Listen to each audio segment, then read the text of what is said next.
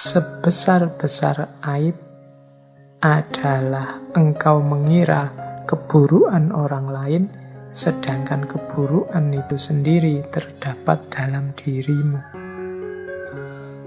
Ini bagi Imam Syafi'i, ini mbahnya perilaku yang buruk. Manusia itu memang makhluk khotok wan nisyan, kadang-kadang terpeleset melakukan yang buruk. Tapi yang lebih buruk dari itu apa? Menganggap orang lain buruk.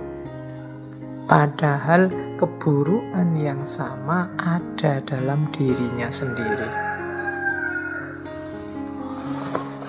Melarang orang mencaci maki, tapi dia sendiri melakukan caci maki. Nah, ini mengira keburukan di orang lain, padahal dalam dirinya sendiri juga subur.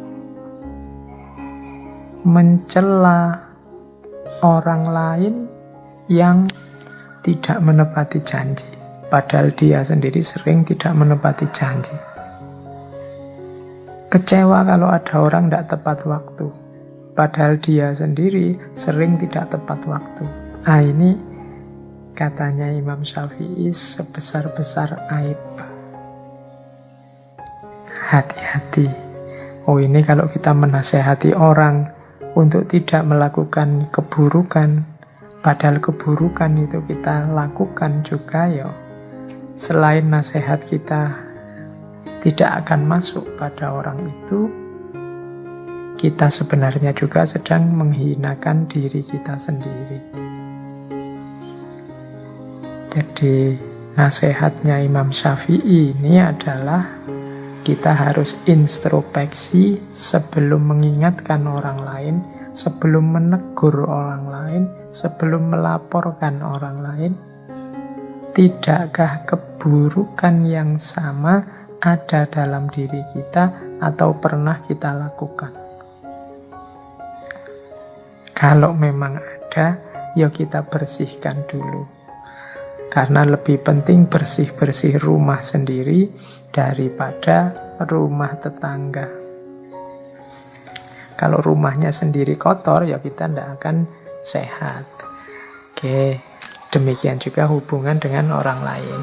Kalau kita berminat sekali membuat orang lain bersih, orang lain santun, orang lain berakhlak, orang lain beradab, ya pertama-tama kita introspeksi apakah kita sendiri sudah santun, sudah beradab, sudah berakhlak. Kalau sudah, ya monggo. Watawasau bil haqqi, watawasau bis sabr. Saling menasehati tentang kebenaran dengan kesabaran.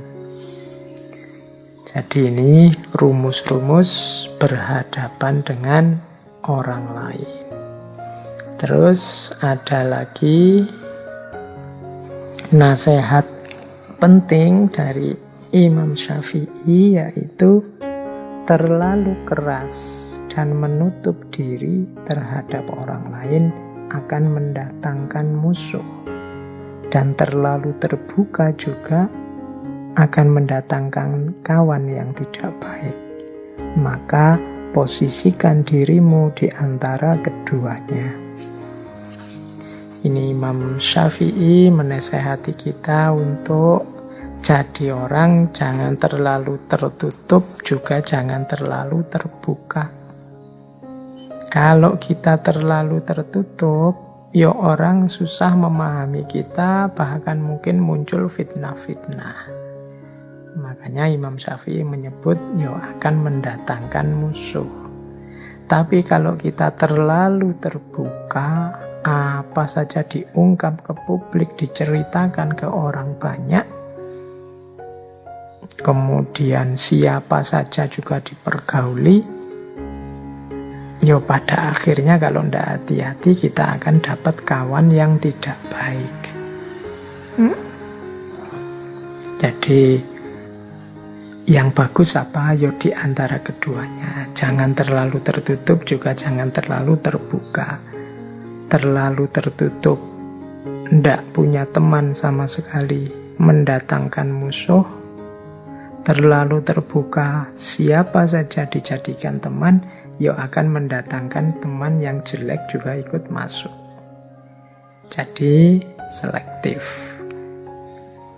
Terbuka, tapi ya tidak semua orang bisa masuk. Kita sendiri yang milih, yang menyeleksi.